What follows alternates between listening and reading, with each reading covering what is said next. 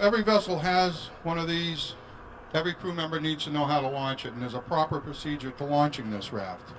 The first step would be to pull out some painter line and tie it off. You tie it off to a bit or a cleat, to the cradle itself, something substantial. You don't tie it off to antenna brackets or anything that may not hold. Once you have it tied off, release the pelican hook. Now you can pull out more line. Remember, there's 120 feet of line in here. We can pull more line out.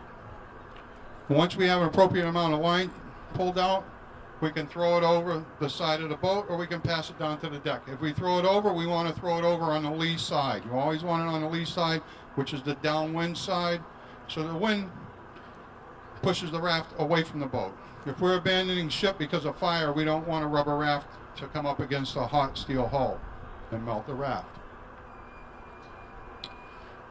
Once it's in the water, we can continue pulling out the painter line, or we can float it down to near where we want to get off the vessel.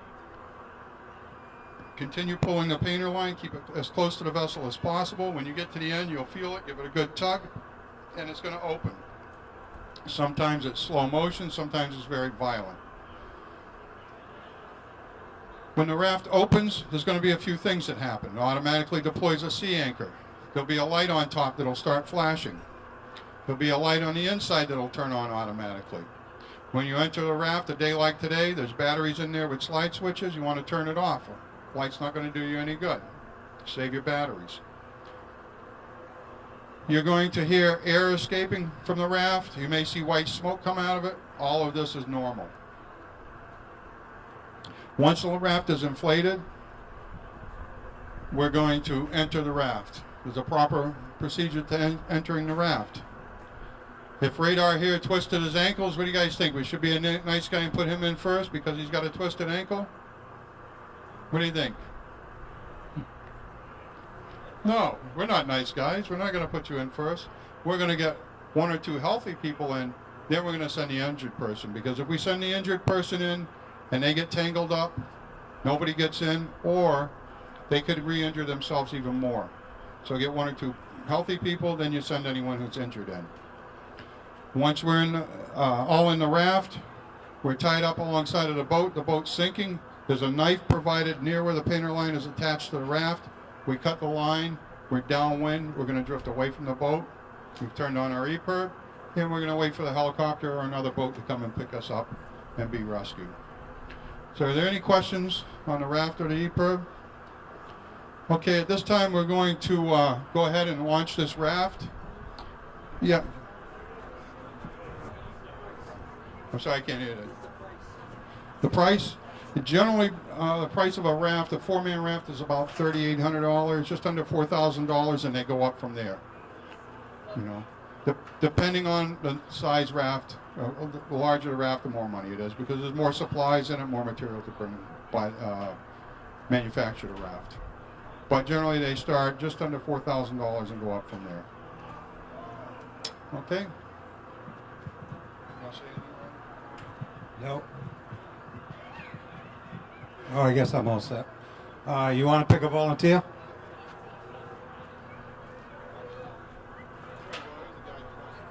Okay. How you doing?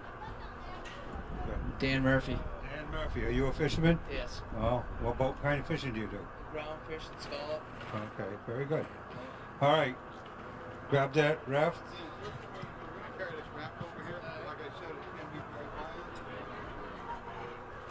Could we just clear out this area here?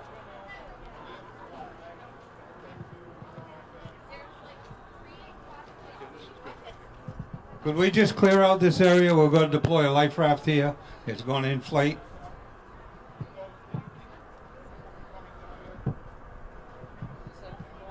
No. All you have to do is pull that line. When you get to the end of it, give it a good tug. Okay. I'll stand here in case it comes up. I can hit it down. Okay, remember the first step, launching this raft. Pull out some painter line and tie it off. Here. That's good. Okay, so Dan's going to go ahead and tie this raft off. Remember, what's the old saying? If you don't know how to tie a knot, tie a lot, right? So he's got it tied off. Once it's tied off, we're going to grab the line going back to the raft and give it a good tug to make sure that it's secured, because at this time it's going to be a very stressful time. Your adrenaline's flowing, and even the most seasoned mariner can make a mistake, because we're all human. The next step, we're going to release the pelican hook. Watch out, Melvin. And we're going to throw it on the lee side. The wind is blowing from the east, so we're going to put it over. Yeah, just set it right on the ground there. That's good. Okay, now we're going to continue pulling the line out. So, yes. So go fast. We're sinking. Hurry up, hurry up. We're all going to die. Oh, no. Oh.